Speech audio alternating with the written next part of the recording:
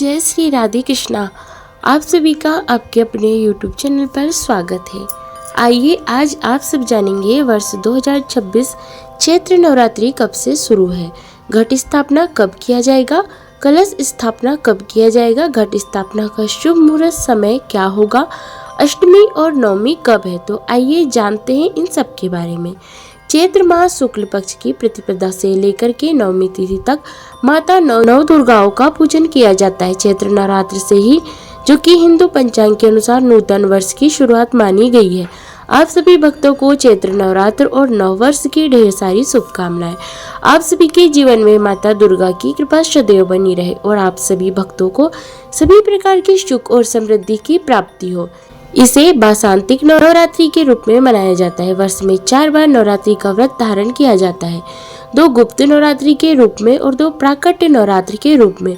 गुप्त नवरात्रि जो कि आषाढ़ और माघ के महीने में शुक्ल पक्ष प्रतिपदा से लेकर के नवमी तिथि तक 10 महाविद्याओं की पूजा की जाती है और वहीं पे चैत्र और अश्विन के महीने में शुक्ल पक्ष प्रतिपदा से लेकर के नवमी तिथि तक माता नव दुर्गाओं का पूजन किया जाता है। यह सभी प्रकार के धर्म, अर्थ, काम और मोक्ष को प्रदान करने वाली है। जो भी भक्त सच्ची श्रद्धा के साथ नवरात्रि का व्रत धारण करते हैं तो माता जगदम्बा की कृपा से उनके सभी प्रकार के दुख और क्लेश दूर होते हैं, सभी प्रकार के सुख और समृद्धि की प्राप्ति होती है।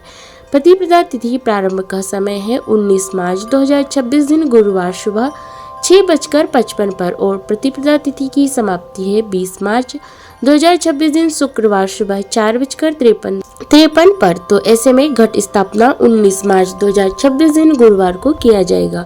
इस दिन सूर्योदय का समय सुबह 6:04 और सूर्यास्त शाम 6:09 पर होगा। राहु काल का समय दोपहर 1:36 से दोपहर 3:07 तक रहेगा। घट स्थापना शुभ मुहूर्त का समय जो कि प्रातः काल में सुबह 6:56 से सुबह 7:35 तक है। उसके बाद फिर चर और लाभ नामक शुभ चौघड़िया मुहूर्त के अनुसार सुबह 10:35 से दोपहर 1:35 तक है। अभिजीत मुहूर्त में घट स्थापना का समय जो कि सुबह 11:42 से दोपहर 12:30 तक होगा और फिर शुभ अमृत चर नामक शुभ चौघड़िया मुहूर्त शाम 4:38 से रात्रि 9:07 तक होगा। इन शुभ मुहूर्तों में जो कि घट स्थापना का कार्य आप संपन्न कर सकते हैं। विशेष करके घट स्थापना, माता का आवाहन और विसर्जन यह सब प्रातः काल में ही विशेष शुभ फलदायी माना गया है। तो विशेष करके सुबह के समय में ही यह अभिजीत मुहूर्त में आप घट स्थापना का कार्य संपन्न कर ले। तो 19 मार्च को घट स्थापना का कार्य किया जाएगा। 26 मार्च को अष्टमी है और 27 मार्च को नवमी है। वहीं पे रामनवमी का त्योहार मध्याह्न व्यापनी के अनुसार 26 मार्च को धारण किया जाएगा और सूर्योदय व्यापनी के अनुसार कुछ जगहों पर 27 मार्च को रामनवमी है। विजयदशमी जो कि 28 मार्च को होगा। इस दौरान प्रतिदिन माता का गंध, पुष्प, धूप, दीप आदि से पूजन करके अनेक प्रकार के नैवेद्य आदि का भोग लगाना चाहिए। दुर्गा सप्तशती का पाठ या श्रवण करना चाहिए। दुर्गा चालीसा, दुर्गा स्तोत्र आदि का पाठ या श्रवण करें तो बड़ा ही पुण्य फलदायी होता है। 9 दिनों तक आप चाहे तो फलाहार ग्रहण करके व्रत को धारण करें या एक समय सेंधा नमक का प्रयोग करके व्रत को धारण करें। दिन में फलाहार ग्रहण करें और रात्रि में एक समय सेंधा नमक का प्रयोग करके व्रत को धारण कर सकते हैं। इस दौरान ब्रह्मचर्य का पालन करना चाहिए। तामसिक वस्तुओं का, नशीले पदार्थों का सेवन बिल्कुल भी नहीं करना चाहिए।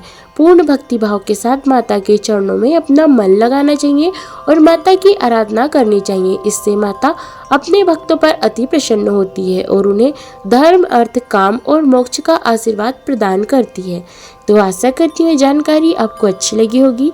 इसी प्रकार से ज्ञानवर्धक जानकारियाँ प्राप्त करते रहने के लिए, व्रत और पूजा के बारे में जानने के लिए, कथा सुनने के लिए अगर आप चैनल पर पहली बार आए हैं तो चैनल को लाल बटन दबा करके सब्सक्राइब करें, साथ में बेल आइकन भी प्रेस करें ताकि हमारे आने वाले वीडियो का नोटिफिकेशन आपको समय पर मिलता रहे। जय श्री राधे कृष्णा। धन्यवाद।